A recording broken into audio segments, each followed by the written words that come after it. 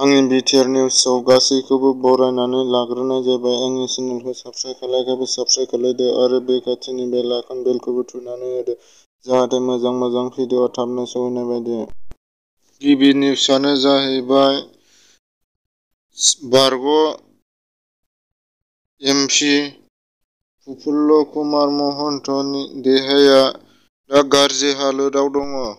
केरेलानि रायजो-राजाफोरनि थाखाय मोनसे गोजोनथाव खौरां।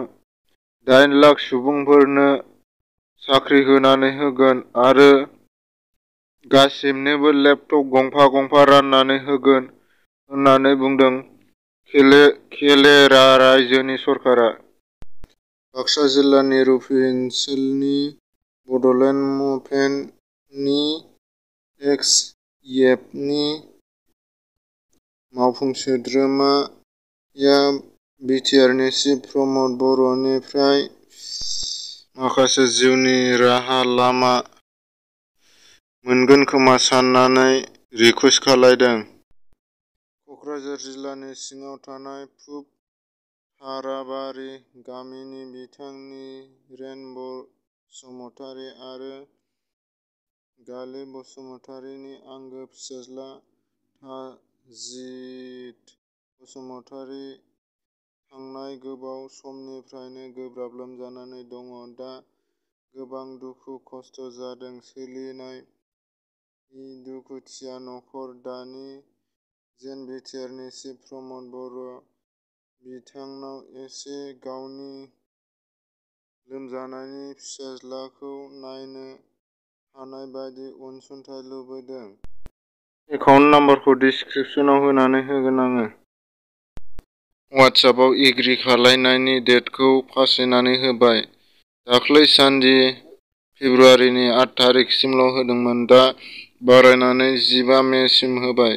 15 मेनि गेजेरावनो बयबो एग्रि खालायनानै लानांगौ नङाबा वाट्सएप सालायनो हानाय नङा। बिथांमोना सोर खालायाखै खालायनानै लाबानो जाबाय 15 मेनि गेजेराव। कभिड-19 नि भेक्सिनखौ मैयानिफ्राय थुजेनबाय। जेराव मानसिफोरखौ जोथोन लागिरि डाक्टार नार्सफोरनो सिगां थुग्रोनाय जादों। ओमफ्राय बिनि उनावहाय फारि थुलांगोन।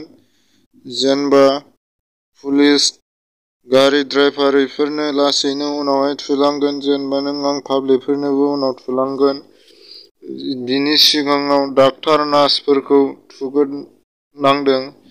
थुनायनि उनावहाय आरो खेबसे लाबावनांगौ। खेबनै थुनांगौ। खेबनै थुनायनि माबा होनानै होदों भारत सरकारनि माबानिफ्राय। बेखायनो खेबनै लानांगौ। सासे मानसिया खेबनै थुनांगौ। फैगौ 1 फेब्रुवारिनिफ्राय गासिबो हस्पिटालफोरा खुलिगोन। जेराव स्कुलाव सिगाङाव जेरै सानसे जाबा सानसे बन्द जानाय इदिनो हस्पिटालाबो जेराव गावनि रुल मथै जालांगोन। स्कुला सिगाङाव जानाय एरैनो जागोन। नखर गंनैनि बिथोराव हानि थाखाय दावराव-दावसि जादों।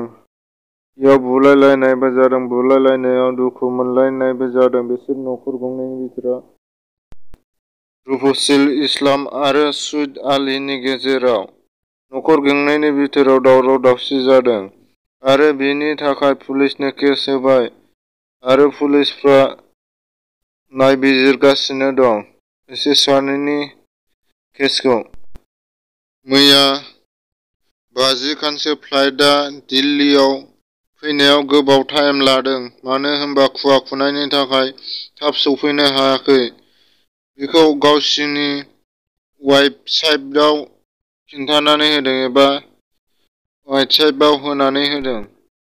आंनि चेनेलखौ साबस्क्राइब खालायाखैबा साबस्क्राइब खालायदो आरो बे खाथिनि बेल आइकन बेलखौबो थुनानै होदो जाहाथे मोजां भिडिअ थाबनो सौहैनाय बायदि।